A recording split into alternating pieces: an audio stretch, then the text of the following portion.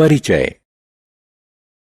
हमारे आसपास देखने पर आप विभिन्न प्रकार की वस्तुएं जैसे टेलीविजन, मोबाइल, पेड़, कार, बसें, रेल इत्यादि देखेंगे। टेलीविजन, मोबाइल, पेड़ इत्यादि वस्तुएं स्थिर होती हैं। दूसरे शब्दों में कहें तो उनका स्थान समय के साथ परिवर्तित नहीं होता।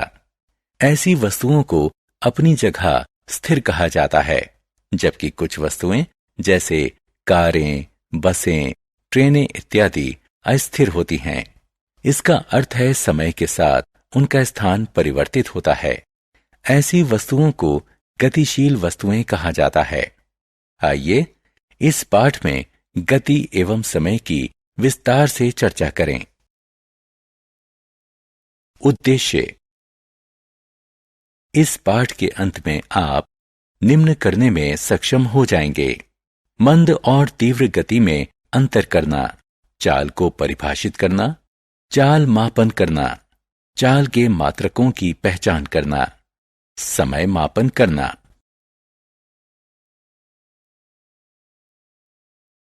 मंद और तीव्र गति। मान लीजिए कि आपने डॉक्टर से शाम 5 बजे का समय लिया है। अभी शाम के 4:30 बज चुके हैं और डॉक्टर का क्लिनिक आपके घर से 5 किलोमीटर दूर है। क्लिनिक जाने के लिए आपके पास 2 ही विकल्प हैं, या तो आप साइकिल से जाएं या टैक्सी कर लें। आप क्या करेंगे? सही, आप टैक्सी लेंगे, क्योंकि टैक्सी साइकिल से तेज चलती है। अतः हम कह सकते हैं कि कुछ वस्तुएं दूसरी वस्तुओं से तेज चलती हैं। अब वही टैक्सी खाली सड़क पर तेज चलती है और भीड़ वाली सड़क पर धीरे चलती है।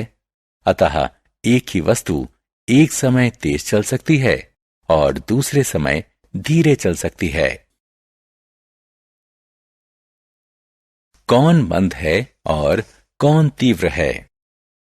दूसरा चरण है यह पहचानना कि एक वस्तु किसी दूसरी वस्तु से तेज चल रही है या धीरे। ऐसा करने के लिए आपको दोनों वस्तुओं द्वारा एक नियत समय में तय की गई दूरी को मापना चाहिए। मान लीजिए कि 1000 मीटर की साइकिल रेस है। जब सीटी बजती है तो रेस शुरू होती है। सभी साइकिल सवार एक ही समय में रेस शुरू करते हैं। मान लीजिए कि एक साइकिल सवार 10 मिनट में समापन रेखा पर पहुंच जाता है। इसका अर्थ है कि विजेता ने 1000 मीटर की दूरी 10 मिनट में तय की। इसका ये अर्थ भी हुआ कि दूसरे सवार जो समापन रेखा पर बाद में पहुंचे, उन्होंने 10 मिनट में 1000 मीटर से कम दूरी तय की और इसीलिए रेस हार गए। अतः हम कह सकते हैं कि जो वस्तु एक नियत समय में ज्यादा दूरी तय करती है, वो दूसरी वस्तुओं से तीव्र होती है।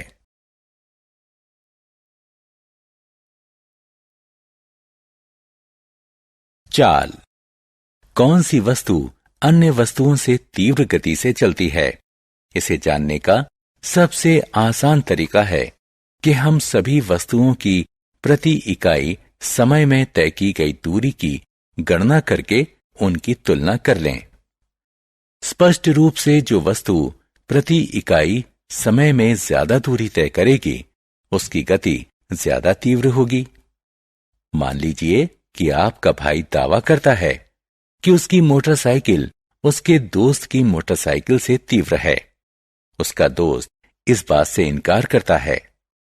आप जानते हैं कि आपके भाई की मोटरसाइकिल 1 घंटे में 60 किलोमीटर दूरी तय करती है, जबकि उसके दोस्त की मोटरसाइकिल 1 घंटे में 40 किलोमीटर दूरी तय करती है। आइए आपके भाई और उसके दोस्त की दावों की जांच करें। आपके भाई की मोटरसाइकिल की चाल 60 किलोमीटर प्रति घंटा है और उसके दोस्त की मोटरसाइकिल की चाल 40 किलोमीटर प्रति घंटा है। निश्चित ही आपके भाई की मोटरसाइकिल आपके दोस्त की मोटरसाइकिल से तेज है, क्योंकि उसकी चाल ज्यादा है।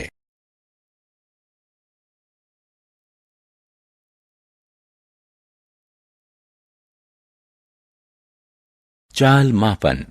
किसी वस्तु की चाल मापने के लिए उसके द्वारा तय की गई दूरी और उस दूरी को तय करने में लिए गए समय को मापते हैं।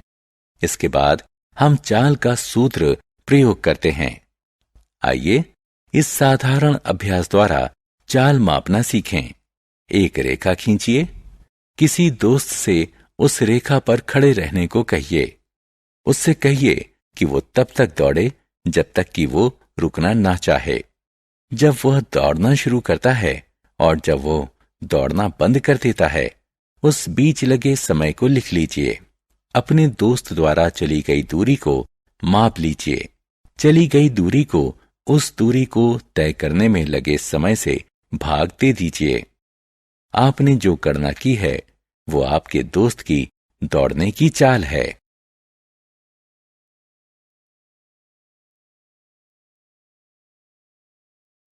चाल मापी और पथ मापी। क्या आपकी पिता की कार में चालक की सीट के सामने लगे मीटर और इंडिकेटर आपको डराते हैं? अब वे नहीं डराएंगे। स्टीयरिंग व्हील के ठीक सामने 2 मीटर हैं। वृत्ताकार डायल जो कुछ कुछ एक सुई और संख्याओं वाली घड़ी की तरह दिखता है, उसे चाल मापी कहते हैं। जब कार चल रही होती है, एक सुई चाल मापी में एक विशेष संख्या पर होती है। यह अंक कार की किलोमीटर प्रति घंटा चाल है। इसमें एक आयताकार बॉक्स भी होता है जिसमें कई अंक लिखे होते हैं। जब कार चल रही होती है तो ये अंक बढ़ने के बजाय बदलते रहते हैं। इस आयताकार बॉक्स को पथमापी कहते हैं। इसका माप कार द्वारा चली गई कुल दूरी बताता है। समय का मापन। क्या आपको कभी आश्चर्य होता है कि कैसे बुजुर्ग सिर्फ छाया देखकर दिन का समय बता सकते हैं? प्रकृति की कई घटनाएं एक निश्चित समय अंतराल के बाद खुद को दोहराती हैं। उदाहरण के लिए, सूर्य रोज सुबह उगता है। एक सूर्योदय से अगले सूर्योदय के बीच के समय को एक दिन कहते हैं। इसी प्रकार एक पूर्ण चंद्रमा से अगले पूर्ण चंद्रमा के बीच के समय को एक महीना कहते हैं। पृथ्वी द्वारा सूर्य की परिक्रमा करने में लगे समय को एक वर्ष कहते हैं। दिन से छोटे समय अंतरालों को मापने के लिए हम घड़ी का प्रयोग करते हैं।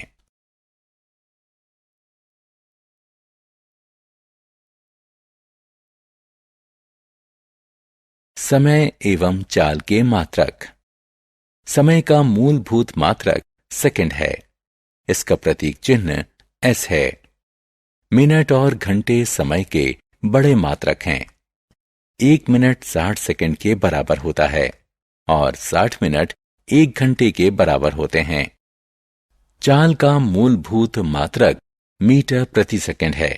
हम इसे दूसरे मात्रकों जैसे मीटर प्रति मिनट और किलोमीटर प्रति घंटा में भी व्यक्त कर सकते हैं। हम सभी मात्रकों के प्रतीकों को एक वचन में लिखते हैं।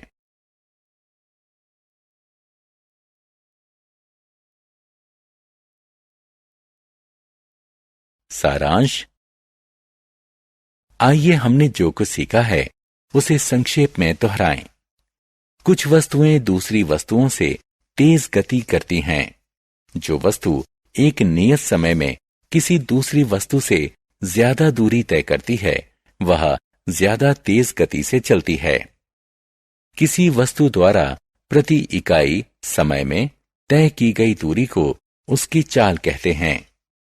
चाल को किलोमीटर प्रति घंटा या मीटर प्रति सेकंड में मापा जाता है। चाल मापी किसी वाहन की चाल मापता है और पथमापी उसके द्वारा तय की गई दूरी दर्शाता है।